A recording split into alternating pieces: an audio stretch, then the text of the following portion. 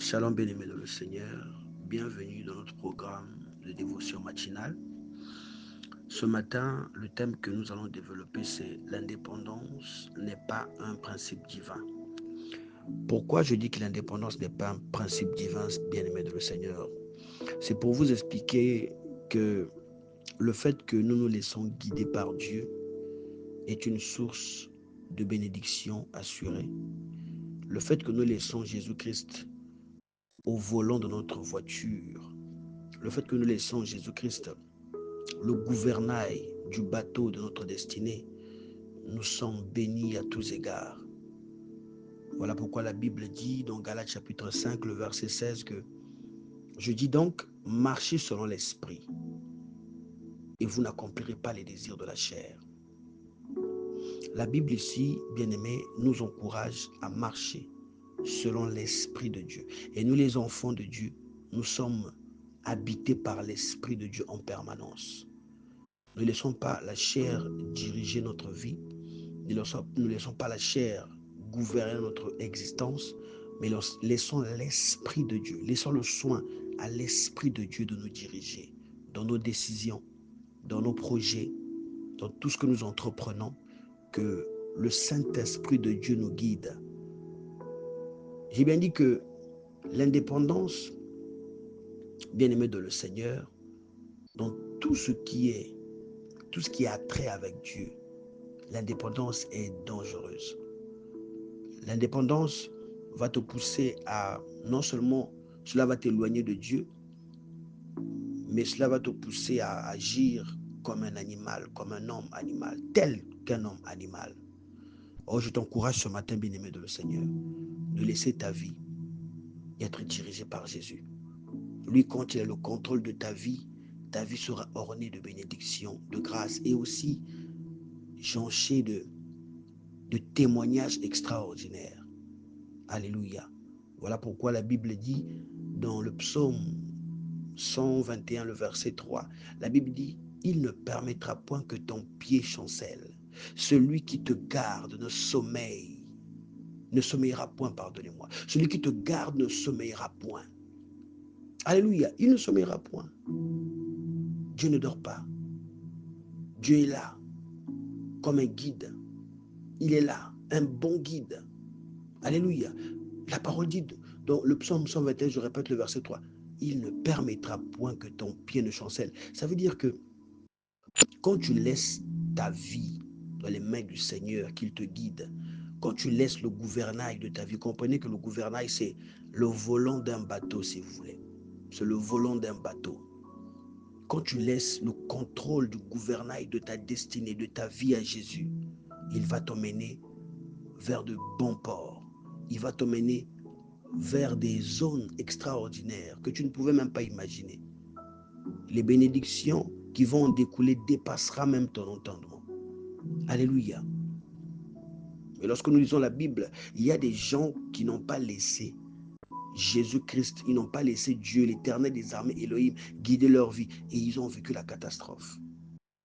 Par moments d'égarement, par colère, par prise d'une décision personnelle, bien-aimé, tu vas aller te faire casser la figure. Dieu ne peut que mettre de l'ordre dans ta vie lorsque tu es dépendant de lui. Mais lorsque tu es et tu veux jouer à l'indépendance avec Jésus-Christ, oh bien-aimé, tu seras comme un arbre sec. Car il dit que si tu te laisses guider par lui, tu seras tel un arbre planté près d'un courant d'eau qui donne son fruit en sa saison et qui ne se flétrit pas. Alléluia.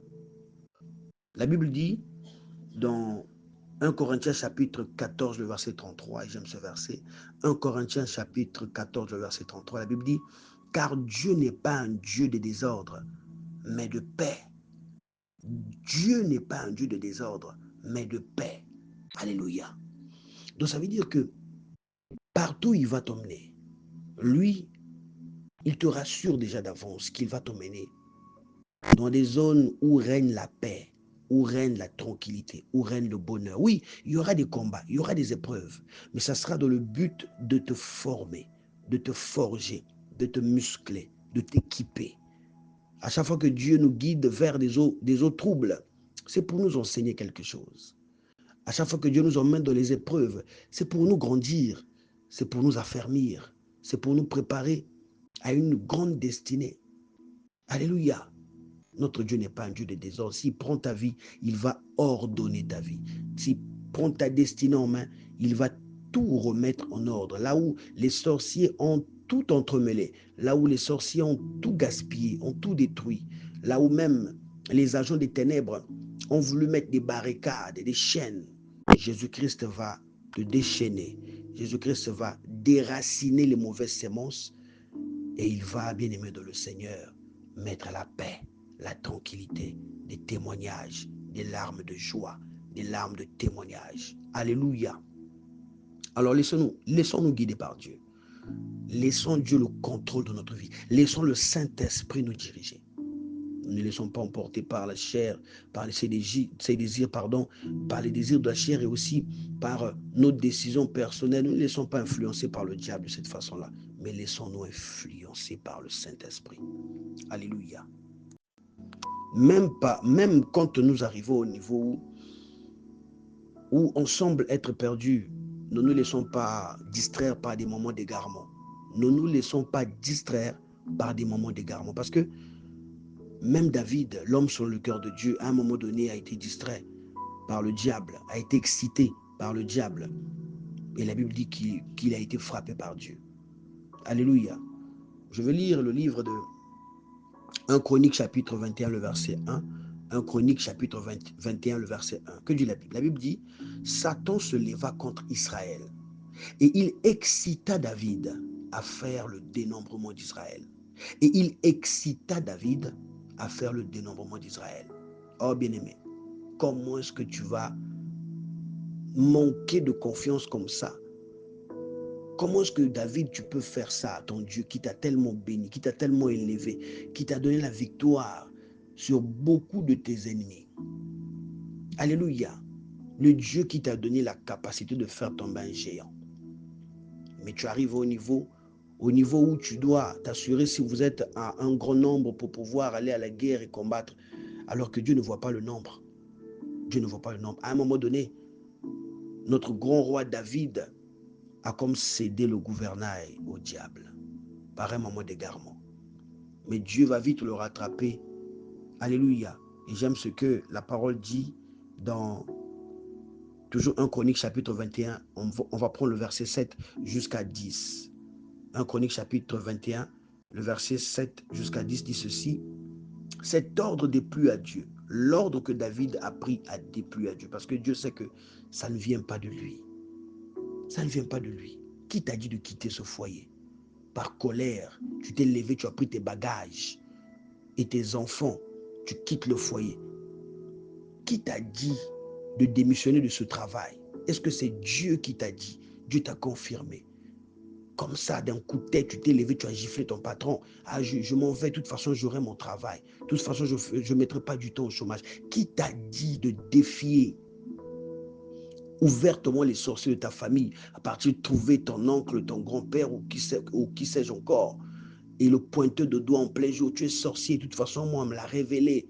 Tu ne mourras pas, sorcier va, je vais tout faire pour te tuer. Qui t'a dit de faire ces choses?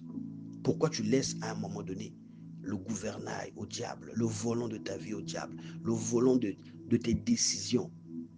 Qui t'a dit de faire entrer le diable dans le salon présidentiel, là où on prend des décisions importantes? Alléluia.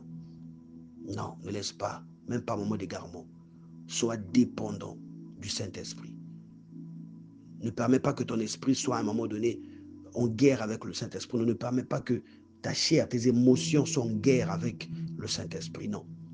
Laisse-lui diriger ta vie. Sois totalement dépendant du Saint-Esprit de Dieu. Et le Seigneur agira. Dieu dit, la Bible dit que cet ordre déplut à Dieu qui frappa Israël.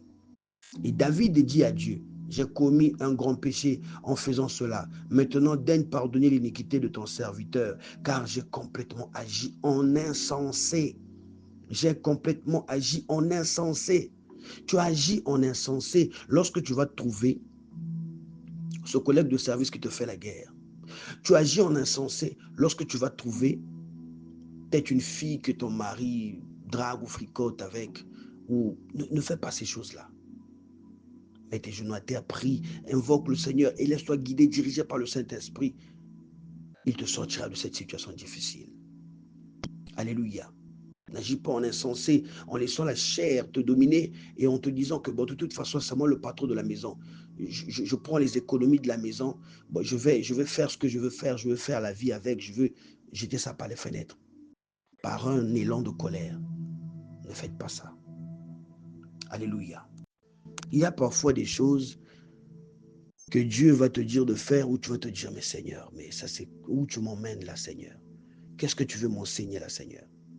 Oh, voilà pourquoi Dieu m'a mis à cœur vraiment ce matin de nous parler de l'indépendance.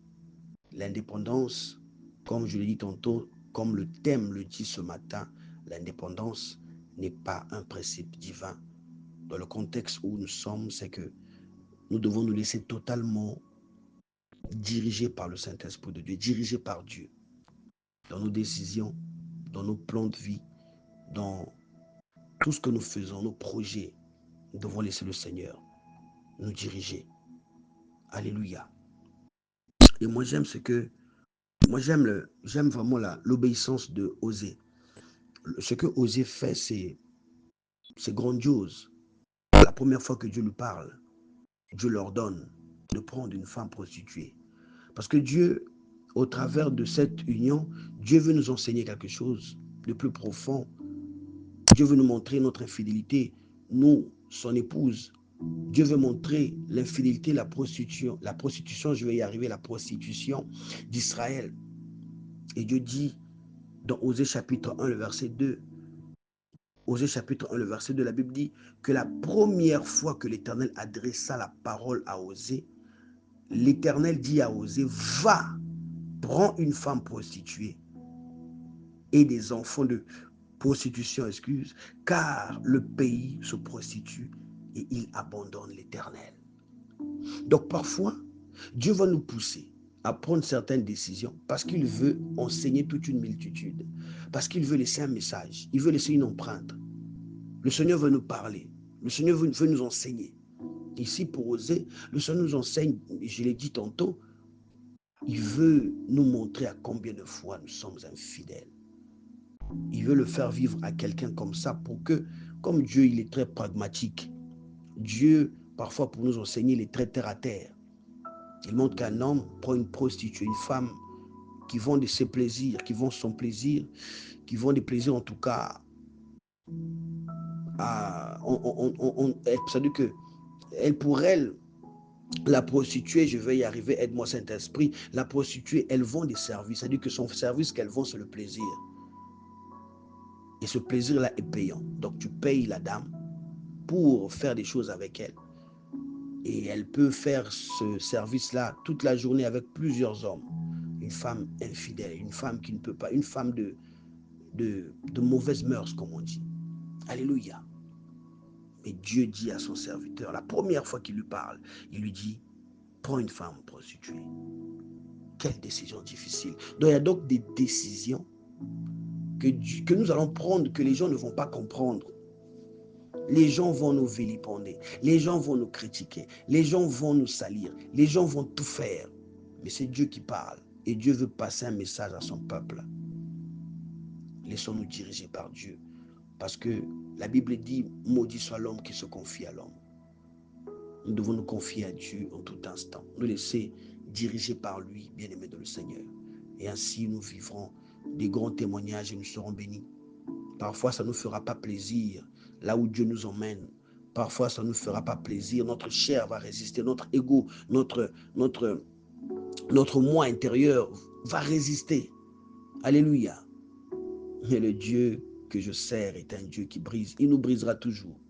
Il brisera là où on va chercher à résister comme le roc. Il va nous briser. Lui, il est capable de briser même le roc. Laissons-nous guider par Dieu. Et le Seigneur nous fera voir des choses extraordinaires. Il nous bénira. Il fera de nous des exemples à suivre. Que le Seigneur vous bénisse et que le Seigneur vous fasse du bien.